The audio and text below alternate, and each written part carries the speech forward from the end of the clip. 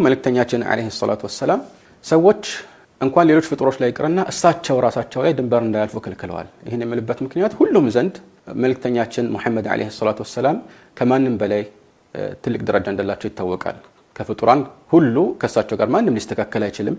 እሳቸው ራሳቸው ከማ في الصحيحين حديث الشفاعة ላይ انا سيد ولد ادم ብለዋል። የአደም ልጆች ሁሉ አለቃ ከነሱ ሁሉ የተሻልኩ ታላቅ ነኝ ብለዋል። ይሄን ያሉበት ምክንያት እውነታውን ከማስቀመጥ አንፃር ነው። እውነታው ይሄ ነው። እንደሳቸው ያለ ማንም የለም። ሙስሊሞች እሳቸውን ካልወደዱ ከንብረታቸው ከራሳቸው ከቤተሰባቸው ሁሉ በላይ እሳቸውን ካላፈቀሩ ኢማናቸው ድክመት እንዳለ የታወቀ ነው። ይሄንንም በመልእክተኛው ሐዲስ ላይ እናገኛለን። ግን ለሳቸው ይሄን ያህል ከባድ ውዴታ ሊኖረን የሚገባ ከመሆኑ ጋራ ነገር ግን ይሄንን ውዴታ እሳቸው ባስተማረት መልኩ ተፈጻሚ ማድረግና ለከትና በጅለት ይገባል። በዋነኝነት ውዴታ የሚጠቀሰው እንደሚታወቀው ያንን የሚወደውን አካል በመከተል እሱ የሚለውን ነገር እሺ ብሎ በመስማትና ትእዛዙን በማክበር ነው። ይሄ ግልጽ የሆነ ስሌት ነው።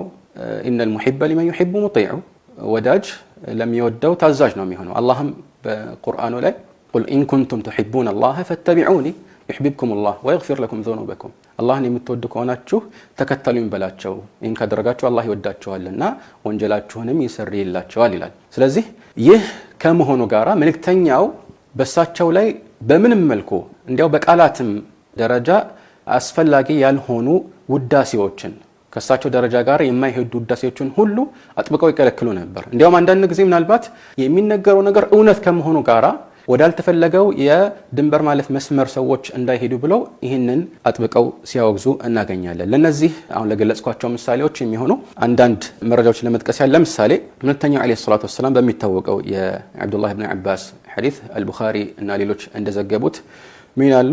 ኢብኑ አባስ طبعا ይህንን ከዑመር ኢብኑ አልኸጣብ ሰምተው ነው። እናም መልእክተኛው አለይሂ ሰላቱ ወሰለም لا تطروني كما أطرت النصارى ابن مريم ክርስቲያኖች የመርየም ልጅ ዒሳን ከመጠን በላይ አጋናው አወድሰው ከፍ እንዳደረጉት እኔንም አጋናችሁ እንደዚህ እንዳታወድሱኝ። ኢጥራ የሚባለው መሰረት የሌለው ውዳሴ ነው። ከመጠን በላይ ከፍ አድርጎ ሰዎችን መሳልና ከዚያ በላይ ማለት አላህ ከሰጣቸው ደረጃ በላይ ከፍ አድርጎ መቅረጽ አደጋ ነው።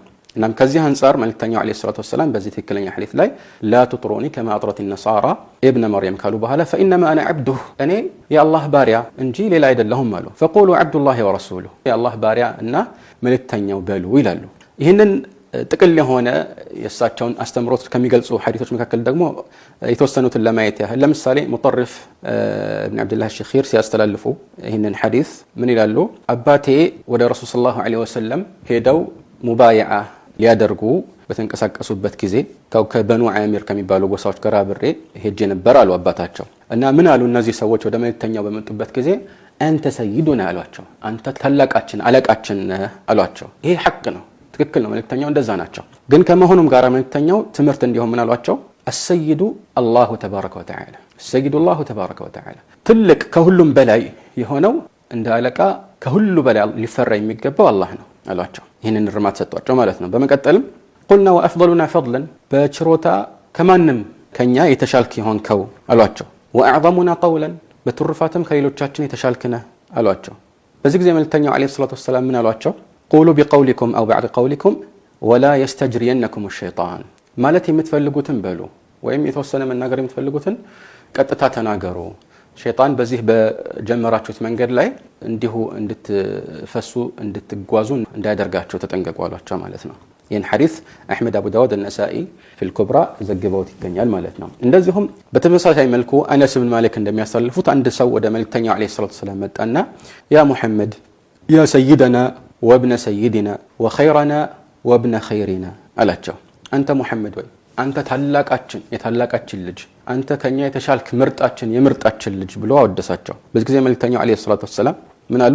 አዩሃ الناس عليكم بتقواكم እናንተ ሰዎች ወይ መጠንቀቂያችሁን አጥብቃችሁ ያዙ።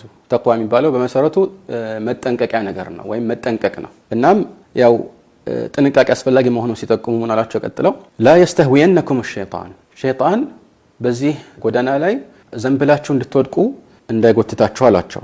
ምን አሉ? انا محمد بن عبد الله عبد الله ورسوله እኔ የአብዱላህ ልጅ የሆንኩት የአላህ ባሪያና መልእክተኛ ነኝ አሉ። እናም والله ما احب ان ترفعوني فوق منزلتي التي انزلني الله سبحانه وتعالى ለኔ ከሰጠኝ ደረጃ በላይ ከፍ አድርጋችሁ እንድታወድሱኝ አልፈልግም። ወይም ከፍ እንድታረጉኝ አልወድም አሉ መልእክተኛው አለይሂ ሰላቱ ወሰላም።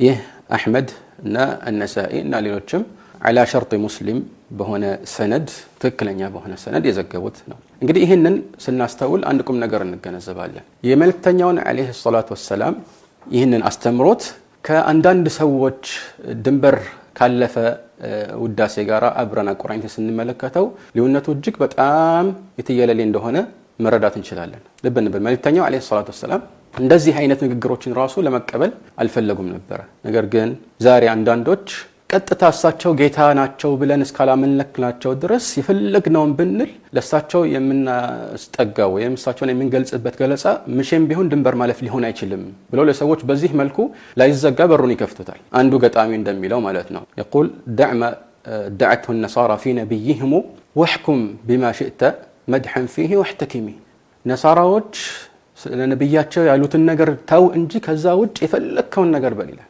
ማለት ነሳራዎች ዒሳን ወይ እሱ ራሱ አላህ ነው ወይ አላህ ልጅ ነው ብለዋል። እዚህ ደረጃ እስካልደረስክ ድረስ የፈለከውን በል ብሎ ከረሱላህ ሰለላሁ ዐለይሂ ወሰለም አስተምሮትና ያስተምሮት መንፈስ ጋር የሚጋጭን ትንኝ ይሰነዝራል። መልእክተኛው ይህንን ቢሰሙ ምን ይሉ ይሆን ነበር? ከዚህም አልፎ ይሄኛው ራሱ ገጣሚ يا أكرم الخلق ما لي من ألوذ به سواك عند حلول الحادث العميم فإن من جودك الدنيا وضرتها ومن علومك علم اللوح والقلم ይላል።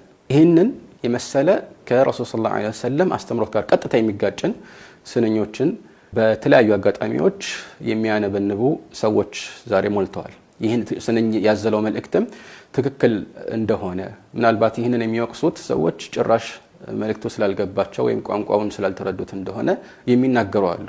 ከዚህ ይልቅ የቂያማ ቀን የሚካሰሰን መልእክተኛው አለይሂ ሰላቱ ወሰላም ከሚሆኑ ይህ ገጣሚ ቢሆን ይሻላል። በተውሂድ ላይ ወደ ኋላ ማለት ወይም ደግሞ ምናልባት ወደ ሽርክ የሚያስገባ ቀዳዳዎችን ማበጀት ያስጠይቃል። እና የዚህ አሁን ያነበብኩት መልእክት ሰነኝ መልእክት ምንድነው?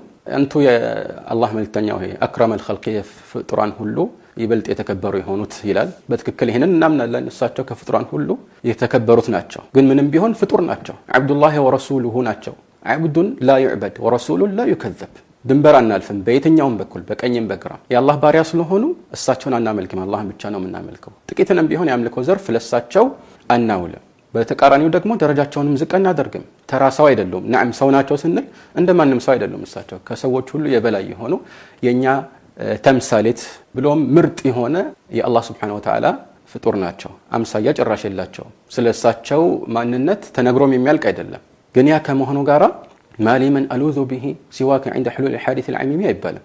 ትልቅ ጉዳይ ሲከሰትብኝ አጠቃላይ የሆነ ችግር በእኛ ላይ ሲደርስ ካንቱ በቀር ማን እንደመጠቀም ወስደዋል ብሎ እሳቸውን አላህ እንደሚጠየቀው መጠየቅ፣ ከአላህ እርዳታ እንደሚጠየቀው ከሱ ከለላ እንደሚጠበቀው መጠበቅ አይቻልም። አልፎ ተርፎ ምን ይላል? فإن من جودك الدنيا وضرتها ካንተ ችሮታ መካከል ዱንያና ሌላኛው የዱንያ ضرتها ማለት አኺራ ለማለት ፈልገው ነው። በርግጥ ስለ የዱንያ ጣውንት የሚለው አኺራን ነው። ይሄን ብቻ አይደለም። ومن علومك ከውቀቶችህ ምን ይገባል? علم اللوح والقلم። اللوح ማለት አላህ Subhanahu Wa Ta'ala ነገራትን ሁሉ የጻፈበትን ሰሌዳ ነው የሚያመለክተው። እና ይሄንን ሁሉ የሚያውቁ አድርጎ ለመልእክተኛው አለይሂ ሰላቱ ወሰላም ይህንን ገለጻ ያቀርባል። ይሄ ደግሞ ከቁርአን ጋር ራሱ ቀጥታ የሚጋጭ ነው። መልእክተኛው አለይሂ ሰላቱ ወሰላም ሁሉን ነገር አውቃለሁ ብለውም አያውቁም። ተጠይቀው አላውቅም የጌታዬን ወህይ ነው መጠበቅ ያሉባቸው አጋጣሚዎች እጅግ በጣም ብዙ ናቸው። ወለው ኩንቱ አዕለሙ الغይበ ለስተክተርቱ من الخير وما مسني السوء። ገይብን የሩቅ ምስጢርን የማውቅ ቢሆን ኖሮ መጥፎ ነገር አይነካኝም ነበር። ብዙ ነገሮች ኸይርን አበዛ ነበር። ምክንያቱም የወደፊቱን የሚያውቅ ጥሩን ብቻ መርጦ ይሰራል፣ ለጥሩ የሚያበቃው መንገድ ላይ ይጓዛል። እና በዚህ መልኩ ረሱሉን ሰለላሁ ዐለይሂ ወሰለም ማወደስ ለሳቸው እንደ ውዴታ መቆጠር የለበትም። በትክክል እሳቸውን ማወደድ እሳቸውን መከተል የሚያስፈልገው በደነገጉት መልኩ ነው። ናም ስለሳቸው ማንነት ይበልጥ እንቆራቆራለን። ማንም በሳቸው ስብዕና ላይ ምንም አይነት የድፍረት ቃልን እንዲሰነዝር አንፈቅድም። ያ ከመሆኑ ጋር ግን እሳቸው የከለከሉትንም አንፈጽምም። ይህ ነው ትክክለኛው የኢስላም መገለጫና በዚህ ረገድ እነኚህ ነገሮች አብሮ ማየት ያስፈልጋል ማለት ነው። هذا والله اعلم وصلى الله على محمد واله وصحبه اجمعين